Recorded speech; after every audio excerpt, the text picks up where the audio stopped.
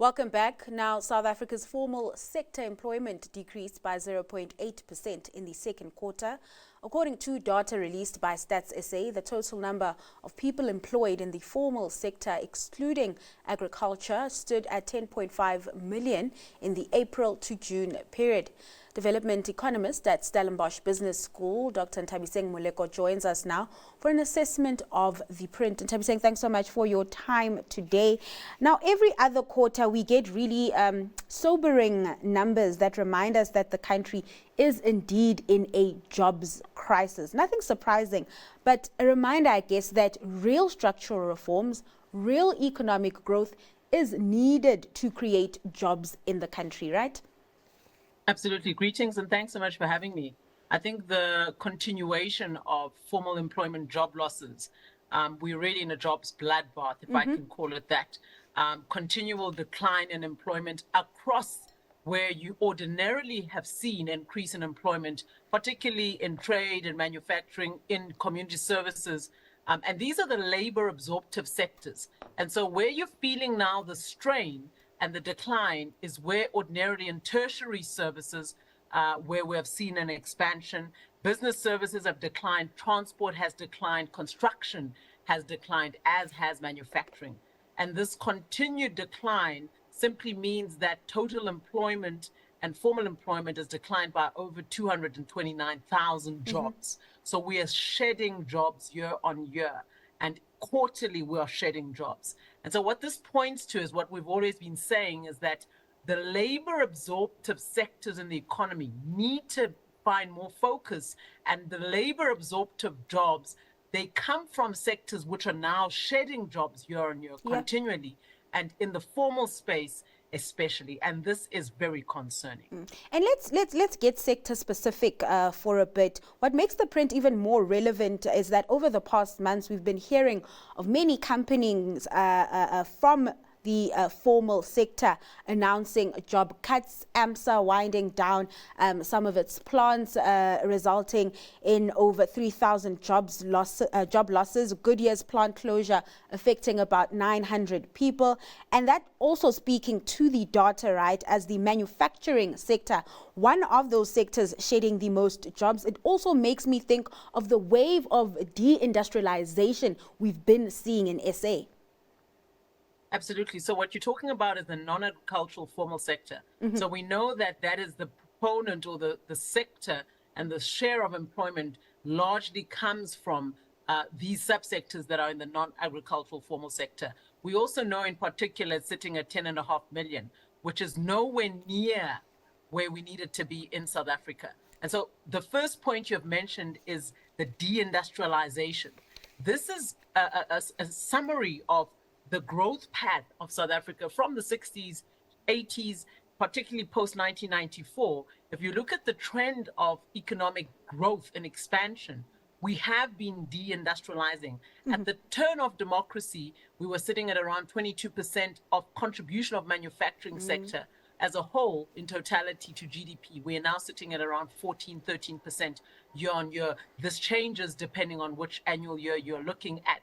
But what it's basically saying is that manufacturing, because of competition from outside South Africa, because of trade policy, and also because of inhibiting factors within manufacturing, the cost of inputs, whether it's electricity, whether you look at inputs that we import, whether it's the currency, because a lot of goods that you import into South Africa go into the production value chain in the different subsectors, and the cost of these is derived primarily from the strength of the rand.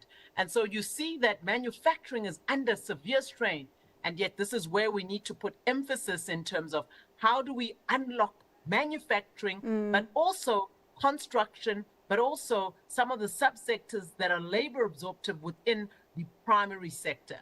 We're seeing a continuation of that strain in manufacturing. And I think the industrial policy action plans 1 and 2 and various other plethora of plans that have been put in place are not yielding sufficient momentum and expansion. So we need to relook at what tools do we employ and instruments to employ so that we can start to see those subsectors expanding. I mean, you talk to, representatives from the private sector, and many will tell you that yes, there are master plans in place, but they are struggling with implementation.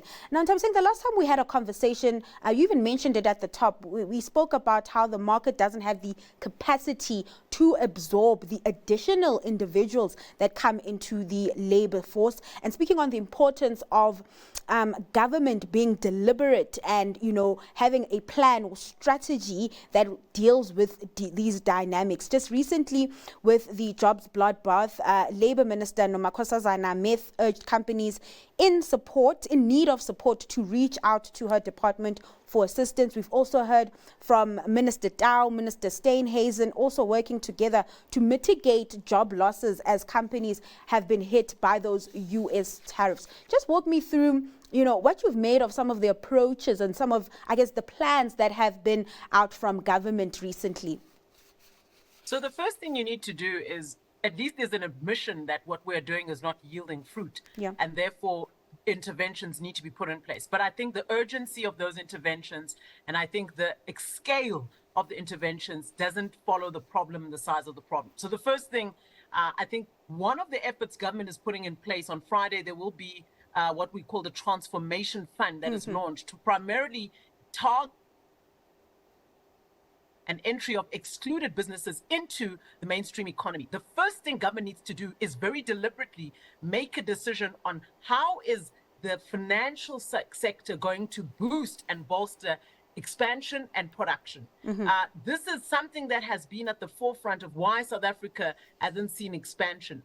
In addition to, of course, the issues around enabling environment, you've got to have a financial ecosystem that enables growth, private sector credit extension avail to SMMEs and small businesses. So the first thing is that you've got to agree, I think, collaboratively as the different departments, the different subsectors, that something has to be done deliberately. You have to integrate the efforts. So you can't have one ministry doing something that another ministry is not aligned to, so that we can mainstream and remove blockages, whether it's regulations, whether it's approvals. And we fast track these for businesses, for companies, large and small, but also create a financial ecosystem that is very deliberately targeting enterprises, SMMEs, and the excluded, particularly Black business and Black industries in the rural areas, in township communities, and in the labor absorptive subsectors, using the state. We had the similar problem in the 60s and the 50s where Afrikaners were not able to be absorbed, and it was the state that had to intervene. Why? Because the private sector may not have the capabilities because of their own profit-seeking objective. And so you need to look at what is for the public good. And that's where the state must intervene with very deliberate and very big interventions that enable us to deal with the conundrum of, number one, discouraged work seekers, which are more than 3 million, and they keep expanding. And number two, the unemployed, low-skilled youth who have never worked, and that is a structural problem because they don't have experience. And so your public works, your public employment programs, they have to be massified at scale, but also you need to make sure that you create businesses that are able to employ at large in multiplication if they're enabled to enter into the mainstream. And I think this requires coordination from the state. I think the president, similarly to what was done in COVID with the COVID Council, you need an economic council where you collaborate business, labor, and all the entities of the state that are seen as agencies that can collaborate together with the state to address this unemployment crisis. It cannot be allowed to continue without a very deliberate, organized, and very integrated fashion. Otherwise, we won't see the gains and the results that we need to see at the speed which we need to see them happening. And just on those interventions and making sure we fast track these plans, I just like your analysis on, I guess, how government is also just dealing with economic redress, particularly when it comes to labor reform. We have two of the biggest parties in the GNU at odds about key legislation, that being BEE as well as the Employment Equity Act. Just last week, Busa made headlines for challenging employment equity quotas. And, you mentioned this is a collaborative effort. And I wonder whether we'll be stuck if all these parties, these stakeholders, don't agree on key legislation. So what is important here is for us to understand from an evidence-based perspective, inequality is bad for growth. It's been proven categorically so globally across the globe. And inequality in South Africa is primarily race-based. We know this because it's our history that has excluded majority Black people from either participating in the economy or participating in ownership of key sectors of the economy. Now, what redress requires so that you deal with inequality, Gini inequality in terms of income inequality, we know we have the worst inequality globally, whether it's the share of income in the top 5-10% versus the bottom 40%. But also we're seeing an inequality that is quite astounding across businesses, where we're finding that the concentration of businesses, let's say in manufacturing and construction, in plastics industry, chemicals, even in renewables and new subsectors, big business has a huge share. 3 or 4 companies have more than 70% of the turnover in some of these subsectors, retail, cross trade, and so forth. A lot of this has already been researched, and you can go and look at the surveys and the studies that have been done using Stats SA data by primarily the Competition Commission. Now, what this says is that inequality is part and parcel of the reason why South Africa is not able to grow. We have to spread and redistribute the gains of wealth, the gains of growth, to more than 3 or 4 entities within retail, within trade, within manufacturing, within business services, even within the financial ecosystems. That is why it's good to have new entrants. What I would love to see from those proponents who are saying we mustn't ensure spreading of the wealth, redistribution of the wealth as a matter of structural reform, because it was there because of the inequalities put in place by apartheid and the legislation of apartheid. If we can hear what the solutions are to deliberately intervene and make sure that equity and gains from profit and wealth are distributed, right?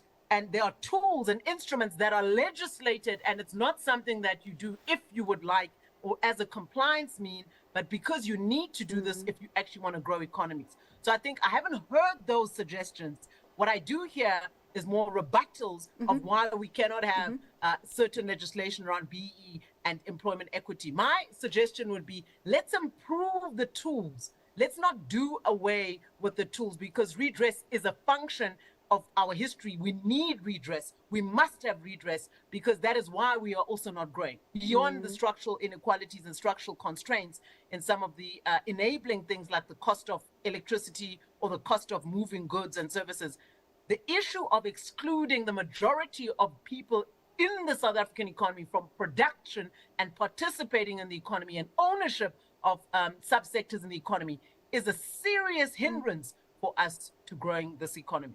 All right, let's leave it there. Nthabiseng, thanks so much for your time and just taking us through some of the dynamics playing out in the labor market. Now, that was Nthabiseng Moleko, development economist at the Stellenbosch Business School.